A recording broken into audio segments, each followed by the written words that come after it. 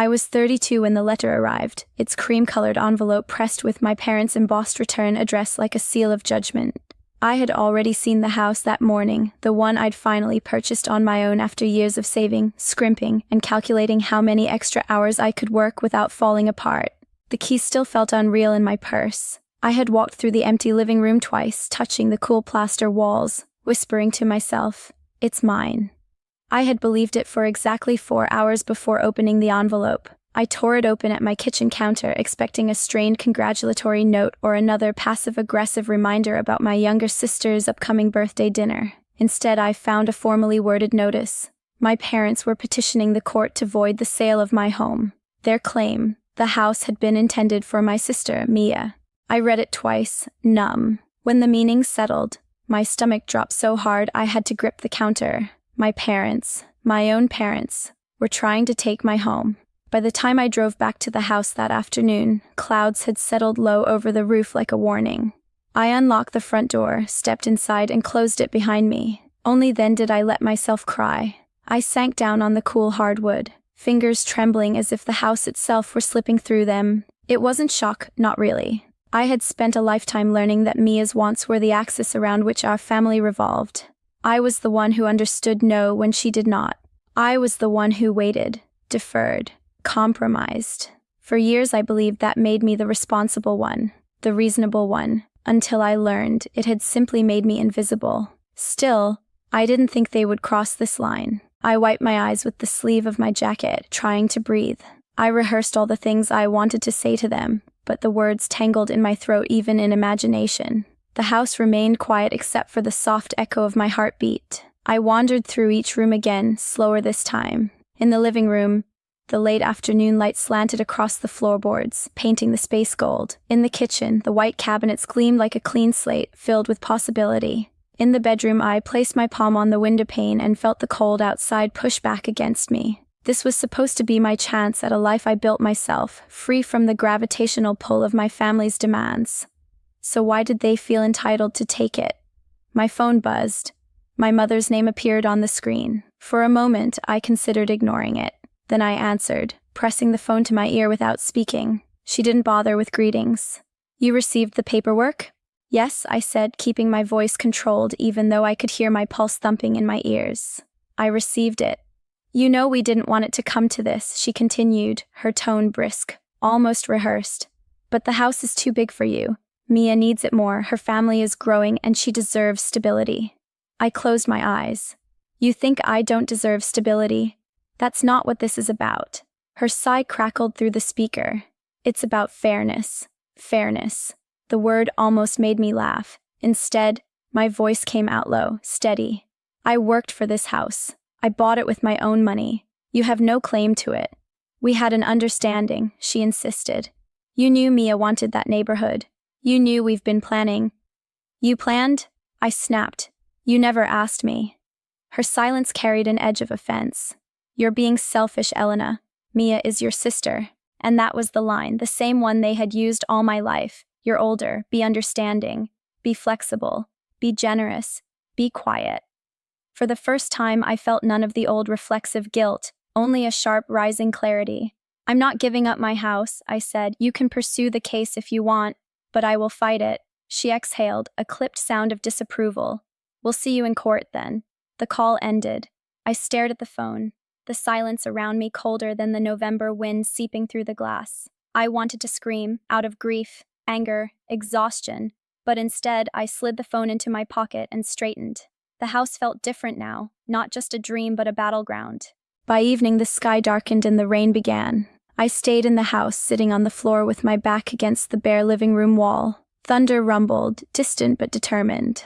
I thought about the sacrifices I had made over the years, tutoring Mia through school because she struggled, loaning her money that was never repaid, covering for her mistakes, accepting the role of the dependable daughter so my parents didn't have to manage conflict. They said I was strong. What they meant was I was convenient. But their mistake was believing I would stay quiet forever. The next morning, I called an attorney recommended by a colleague. Her voice was calm, confident, and when she said, "They cannot take your home without legal grounds," something inside me unclenched. I scheduled an appointment for the following day. When I arrived at my parents' house that evening for a conversation I knew would go nowhere, I found Mia already inside, perched on the living room sofa in a soft beige sweater that made her look gentler than she was. Her smile was faintly apologetic, but her eyes gleamed with entitlement. "I'm sorry it's come to this," she said before I even sat. "But you know this house is perfect for us. We've been thinking about where the kids will go to school." "You're not even pregnant," I interrupted. "It's the principal, Elena. Dad promised we'd get the first family home."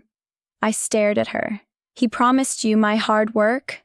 Mia's lips pressed together, as though I were being unreasonable. "You'll find another place. Something smaller. You don't need that much space." My father entered the room before I could respond. His expression was stony, like a man forced into discipline rather than issuing it naturally. "We're not negotiating," he said. "The house belongs with the child who will carry on the family." "So not me," I murmured. He hesitated, just long enough for the truth to sting. "Mia has more responsibilities." I felt something shift in me then, not anger, not sadness, but a cold, determined steadiness. I stood slowly. "You'll regret doing this to me," I said. Not a threat, a promise. My mother flinched. Mia's brow creased. My father crossed his arms. I walked toward the door without waiting for them to answer. The hallway felt too narrow, suffocating, but as soon as I stepped into the night air, I inhaled deeply. The cold steadied me, strengthened me. They thought I was soft. They thought I would fold. They thought they had taught me to accept their decisions without question.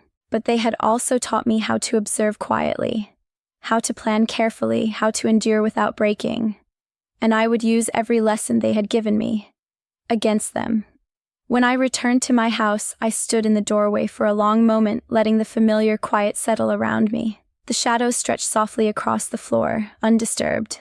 Mine, still mine, for now. And I vowed, right then, that I would make sure it stayed that way, no matter what it took.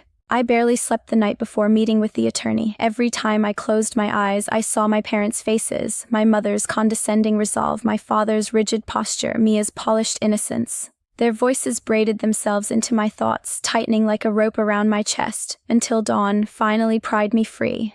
I arrived at the law office early, palms damp, pulse tight. The attorney, a sharp-eyed woman named Corinne, shook my hand firmly and motioned me into her office, which smelled faintly of leather and fresh paper. After reviewing the documents, she sat back in her chair, one brow lifting with disbelief.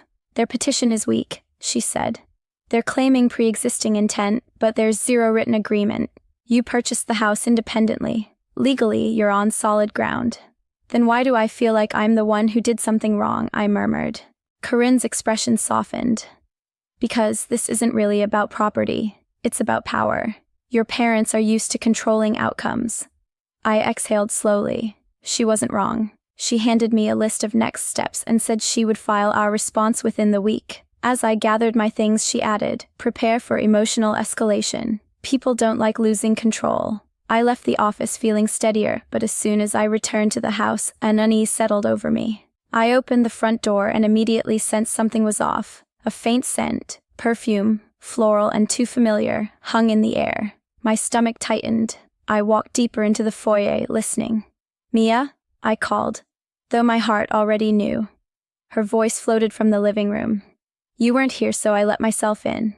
I rounded the corner and found her standing in the center of the room, turning in slow circles like she was mentally arranging furniture. My keys were still in my purse. She had a copy. Of course she did. "What are you doing?" I asked, voice low. She smiled, the kind of careful smile someone wears when pretending to be reasonable. "I just wanted to see the place again. Mom said you were meeting with some lawyers, so I figured." "You figured you'd walk into a home that isn't yours?" She shrugged. "It could be mine soon." I stepped closer, and she must have sensed something in my expression because she dropped her gaze. "You know," she said quietly, "this doesn't have to be messy. If you signed the house over, Mom and Dad would help you find a condo. Something manageable." Manageable. The word sparked something fierce inside me. "You need to leave," I said. "Elena." "Now." She held up her hands defensively and walked out, but not before brushing her fingertips along the banister like she was already claiming it. When the door shut behind her, I leaned against the wall and forced myself to breathe. Their entitlement was no longer subtle. It was invasive. And that was when the idea for my revenge began forming, not as a lightning strike but a slow, determined rumble building inside me. I didn't know the shape of it yet, only that it would be quiet, strategic, and rooted in every lesson they had drilled into me: patience, observation, restraint. 2 days later, I attended the preliminary hearing with Corinne. My parents sat on the opposite side of the courtroom, dressed impeccably, postures stiff with righteousness. Mia sat behind them, legs crossed, face delicately sympathetic to whoever glanced her way. I felt her eyes flick toward me like small needles. Corinne presented our position clearly. I had purchased the home independently, with no shared funds or agreements. Their claim of an intended gift had no legal merit. The judge listened, expression neutral. My parents' attorney argued that family obligation and established expectations warranted reconsideration. Established expectations. I nearly laughed aloud. When the session ended, the judge announced that the case would proceed, though he noted the burden of proof would fall heavily on my parents. My mother's jaw tightened. My father muttered something to their attorney. Mia looked at me with a faint, sad gaze as if she were the wounded party. Outside the courthouse, my mother stopped me. "This is embarrassing, Elena," she said. "Why put us through this?" "You filed the case," I reminded her. "You could still end it. Spare the family." I studied her carefully. "You never seem worried about sparing me." Her face flickered, almost too fast to catch. Then she turned away. That evening, I sat in my empty living room, lights dim, mind racing. I thought of every slight, every unspoken expectation, every time I had been asked to step aside so Mia could shine.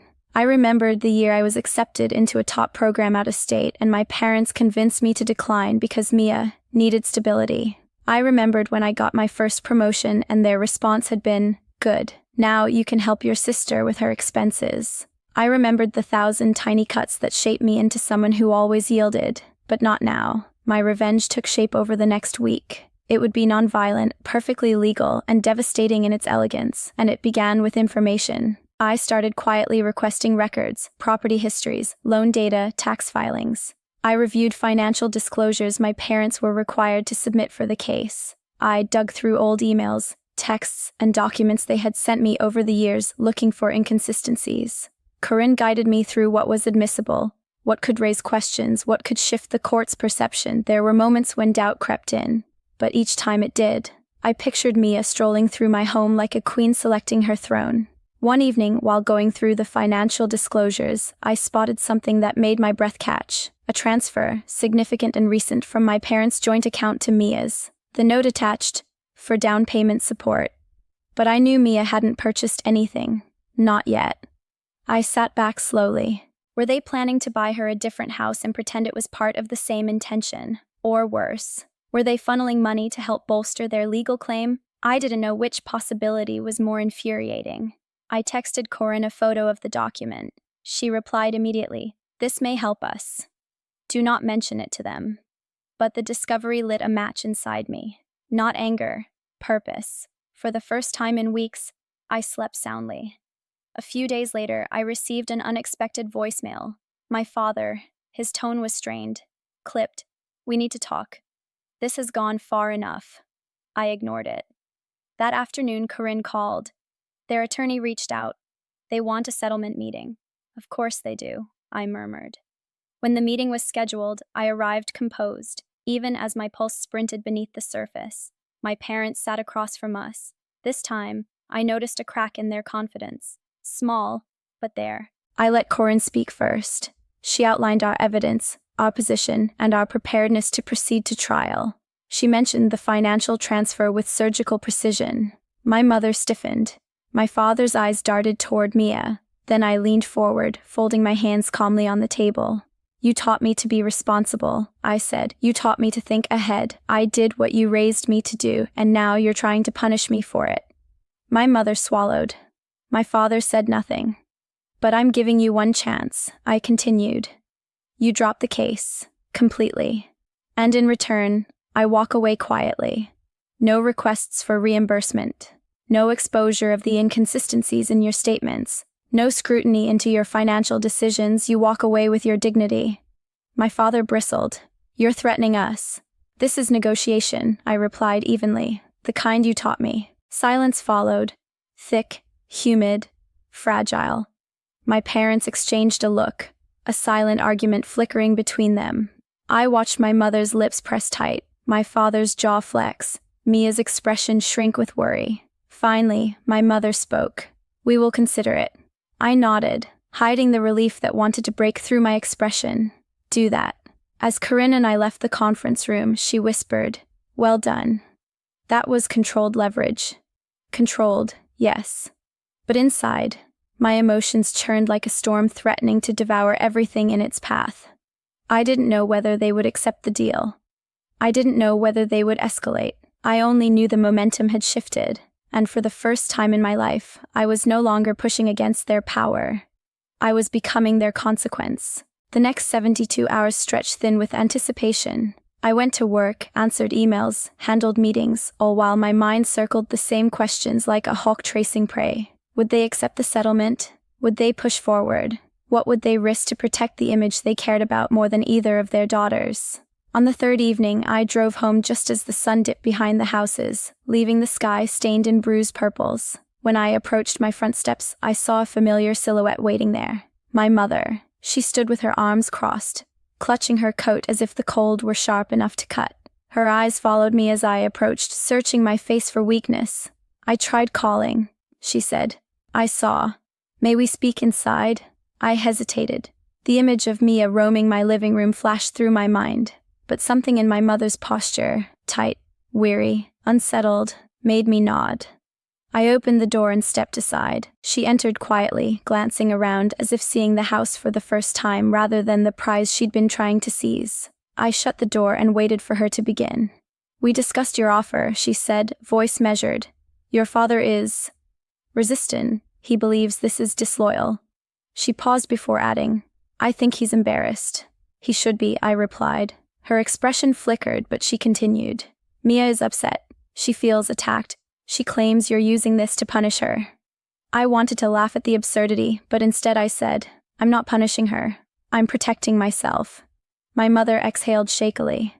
"I don't want this family torn apart." "You tore it," I said softly, "when you chose a fantasy of fairness over the daughter who's been standing right in front of you." The words hung between us like a heavy curtain. I saw her throat tighten, her gaze shifting to the floor. "We didn't realize you felt pushed aside," she murmured. "I told you," I said. "You just didn't listen." She looked up, and for a moment something raw and almost frightened passed through her expression. It was the first honest emotion I had seen from her throughout this nightmare. "I want to fix this." "You can," I replied. "Drop the case." She nodded once, slowly. Then she whispered, "Your father may not forgive me for it." "Then he'll have to learn," I said. She stood there another moment, her eyes sweeping the room, taking in the empty shelves, the unadorned walls, the way my coat lay folded on the counter. Her voice was quiet when she finally spoke again. "This house suits you." I didn't answer. She left without saying goodbye, and when the door closed behind her, I felt something uncoil inside my chest. Hope or dread, I wasn't sure. 2 days later, Corinne called. "They've agreed," she said. "The case is being withdrawn." I sat down at my kitchen table, gripping the edge as adrenaline surged through me. Completely. No conditions. The judge will close it this week." I thanked her, hung up, and stared at the blank wall across from me. Relief rose inside me like a tide, slow but overwhelming. When my eyes began to sting, I let the tears fall. Not from weakness, but release. But I wasn't finished. Not yet. My parents had withdrawn the case, but the damage was still alive, pulsing beneath the surface like a bruise that would take time to fade. And though revenge had never been about destruction, I knew it couldn't end with a quiet withdrawal. If I walked away now, they would rewrite the story, convince themselves that they were generous, that they allowed me to win, that I was still the obedient daughter they could shape. So I completed my plan. It wasn't anger driving me anymore, but clarity. Over the next week, I invited my parents and Mia to the house, separately, at different times. I didn't tell them why.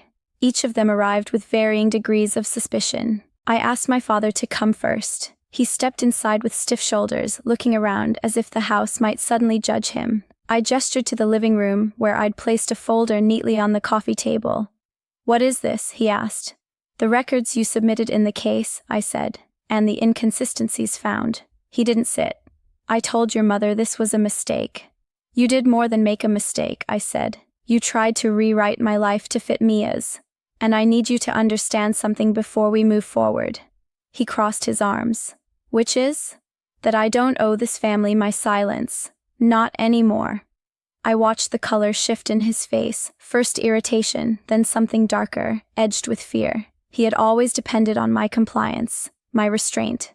I'm not threatening you, I said. I'm telling you I won't hide anymore. I won't carry the burden of protecting everyone's image. If anyone asks what happened, I will tell the truth. He staggered back slightly, as if bracing for an impact. Elena, he said, voice lowering, you would destroy us. No, I replied. I would free myself. For a long moment, he said nothing. Then he nodded, stiff and reluctant, as if I had become someone he didn't recognize. Next was my mother. She entered with wary eyes. I could tell she had prepared a soft apology, a gentle plea, the kind she used when she wanted to avoid accountability. But I didn't give her the chance. I'm not angry anymore, I told her. But I need you to hear me. You cannot protect Mia by sacrificing me. Not again. Not ever. If you want a relationship with me, it has to be balanced. Her eyes dampened, and I saw her pride crumble in a way it never had before. I don't know if I can change that quickly, she admitted. Then start slowly, I said. Start by seeing who I actually am, not who you need me to be. Finally, I invited Mia. She arrived last, wearing a careful expression of contrition, but beneath it, I recognized her resentment, a quiet simmer that had always been there, masked by her talent for appearing fragile. I guess you're going to gloat, she said the moment she stepped inside. No, I replied. I'm going to be honest. She folded her arms. You think you won. This wasn't a competition. It felt like one. That's because you expected me to lose. Her mouth tightened. I walked to the window, letting the light spill across the floor between us. Do you know what hurt the most? I asked. Not that you wanted the house, but that you expected me to give it to you, that you felt entitled to it. Mia's voice wavered. Mom and Dad said... They said a lot of things, I interrupted. And you listened because it benefited you. But I'm done living under rules that only apply to me. She lowered her gaze. So what now? Now, I said, we decide whether our relationship will ever be honest.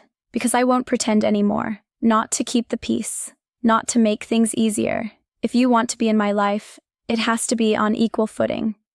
For the first time, Mia didn't have a script prepared. She looked small, not in a weaponized way but genuinely uncertain. I don't know how to do that, she whispered. Then learn, I said gently. Just like I had to learn how to stop giving you everything. We spoke for another hour, not perfectly, not painlessly, but honestly. And for the first time in years, I felt something like possibility between us, not trust yet, but the beginning of accountability.